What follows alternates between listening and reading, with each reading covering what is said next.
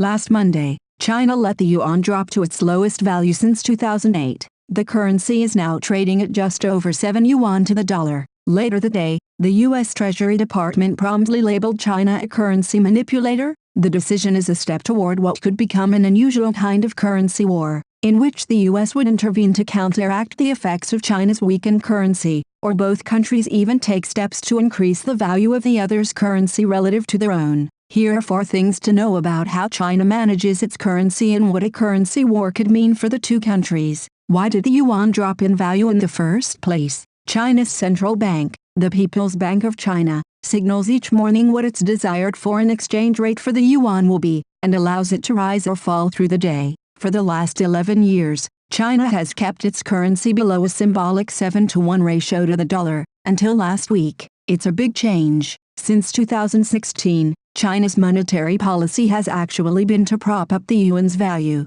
Over the past several months, the market pressure has been toward a weaker yuan, but China has been resisting depreciation of the yuan, says Brad Sixer, a senior fellow at the Council on Foreign Relations and a former deputy assistant secretary at the Treasury. But economic forces are making that much harder. China is experiencing symptoms of a slowing economy as domestic debt and an outdated industrial sector take their toll. Its exports have also taken a hit due to U.S. tariffs imposed over the last year, putting more downward pressure on the yuan. Monday's drop in the yuan's valuation now brings the currency closer to what economists consider its true market value. China isn't required to resist market pressure for a weaker currency, Setzer says. In a sense, analysts say, China has given in to monetary pressure largely resulting from U.S. tariffs. A weaker currency has the bonus of making China's goods cheaper for American buyers, which could offset some of the tariffs. So is China a currency manipulator? The 2015 Trade Enforcement Act lays out 3 criteria for what constitutes manipulation: an annual $20 billion bilateral surplus with the U.S., a large enough overall current account surplus,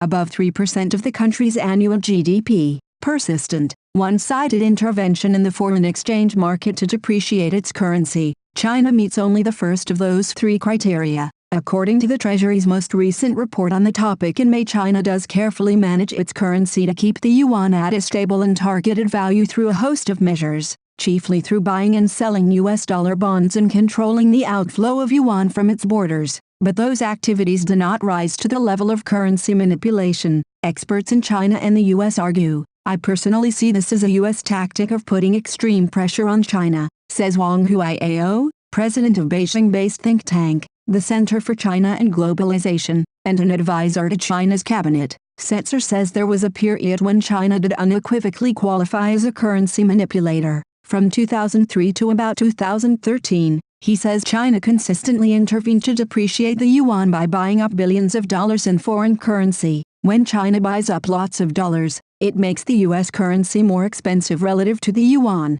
meaning that Chinese currency becomes weaker. Still, the U.S. complained but did not declare China to be a currency manipulator. The perception was that China might react negatively and that the more productive path was one of quiet negotiation and quiet dialogue. You can debate whether that was the right choice, says Sixer. What would a currency war look like? The U.S. could threaten to buy up large amounts of Chinese government bonds, which would push up the yuan's value, even if China wants it to depreciate. But China could also counter by buying up more U.S. Treasury bonds, driving up the dollar. China has also long been pushing for its currency to overtake the dollar in international influence. If the U.S. continues to push in a currency dispute, then China probably will accelerate the globalization of the renminbi as a currency for international trade, says the cabinet advisor Wang, using an alternative name for the yuan. What happens next? The Trump administration could create a legal justification for hiking tariffs on Chinese goods to the U.S. to offset any export advantage gained through a weaker yuan.